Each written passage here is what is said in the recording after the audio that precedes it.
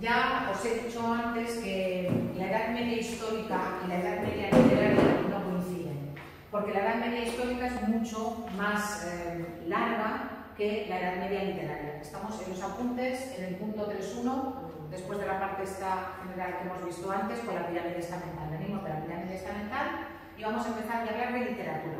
Ya habíamos hablado antes de literatura con las 4 características fundamentales de la literatura medieval, que era anónima, que se transmitía de forma oral, que tenía finalidad didáctica y que, ¿cuál me he dejado? Finalidad didáctica oral y que estaba escrita en verso. Entonces, todo eso se va a manifestar a partir de las primeras poesías que se conservan en lengua romance, que van a ser estas que vamos a ver ahora. A ver, ya habíamos hablado de cómo originalmente, en los primeros siglos de la Edad Media, la lengua que se hablaba era el latín, pero que ese latín se va a fragmentar y va a dar lugar a las diferentes lenguas romances o románicas, entre las que se encuentra el castellano.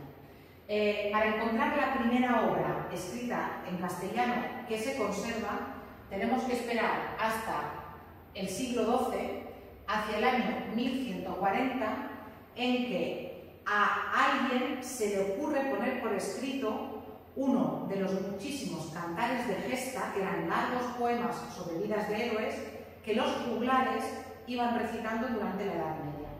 A alguien se le ocurre ponerlo por escrito y por eso ha llegado hasta nosotros, porque si no, habría sido como los cientos de poemas que circulaban por Europa durante la Edad Media que se habían perdido para siempre. Pero antes, incluso de ese poema o cantar de Miocid del siglo XII, hay conservado en la península, pero no en castellano, o está conservada en la península, pero no en castellano, la primera muestra de literatura en lengua románica. No hay ninguna muestra anterior a esta que tenéis aquí, que es del siglo X, no está exacta, la fecha no está muy clara, finales del siglo X, principios del siglo XI. No hay ningún texto anterior, ni en italiano, ni en rumano, ni en francés, ni en catalán, ni en castellano. Lo primero que se conserva escrito en una lengua románica en Europa, en la Edad Media, que sea literario, es este poemita de aquí, que es lo que se llama una jarcha, y que está escrita en mozárabe. El mozárabe era la lengua que hablaban los árabes que vivían en territorio cristiano. Esos árabes hablaban una lengua que tenía muchas palabras en árabe, pero que tenía también muchas expresiones y la sintaxis en algo muy parecido al castellano. De hecho, este poemilla dice: ¿qué faré yo o qué será de mí? A Bibi no te tolgas de mí. Muy sencillo. ¿Qué haré yo? ¿Qué será de mí? Cariño, amado, que será Bibi en amor en árabe. No te alejes de mí. Esto es lo primero que se conserva en una lengua románica, pero no es castellano, es mozárabe. Esa lengua se perdió. Luego, a medida que la conquista cristiana fue avanzando, todo el mundo empezó a hablar castellano o leonés o aragonés o lo que fuera, la lengua del que había conquistado, pero sí que durante unos años convivía el castellano con el mozárabe en aquellos territorios y por eso se ha conservado hasta nosotros. Para hablar del primer texto en castellano, tenemos que esperar al poema del Miocid. El poema o cantar de Miocid, que los dos nombres son correctos, será la primera muestra que encontremos de literatura en castellano. Y es el manuscrito que se conserva, es de más o menos 1140. Entonces, como unos 50 años después de la muerte del Cid.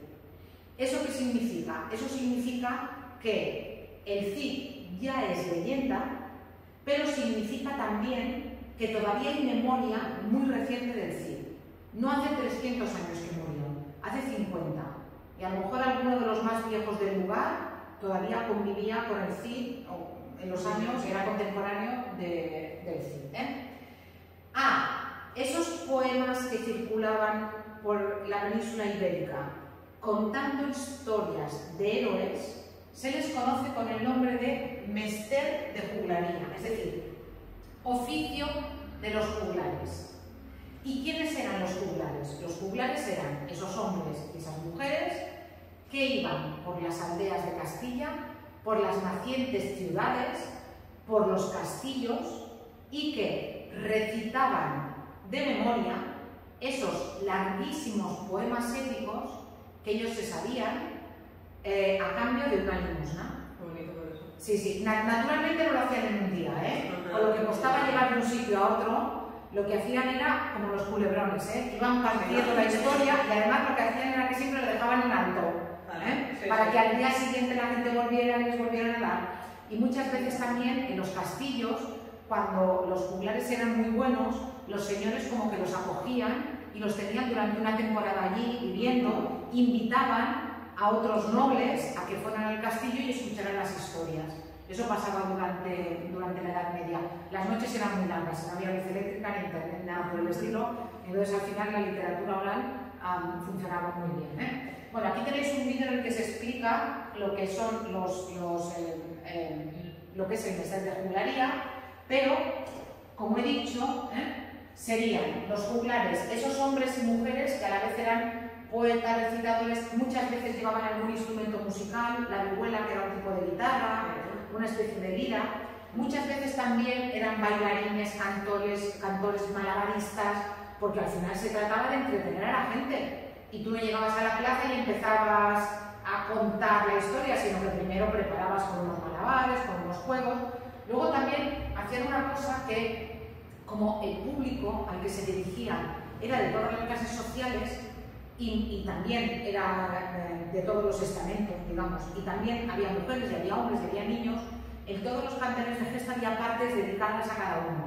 Por ejemplo, en el poema del Mío Cid hay partes que son muy amorosas, que están dedicadas a la vida familiar del Cid, claramente dirigidas al público femenino, y luego partes de batallas y de guerras a los hombres. Como no había derechos de autor ni copyright, y ellos muchas veces improvisaban, era normal que si, por ejemplo, tenías un público mayoritariamente masculino, se diera mucha más importancia a las escenas de guerra.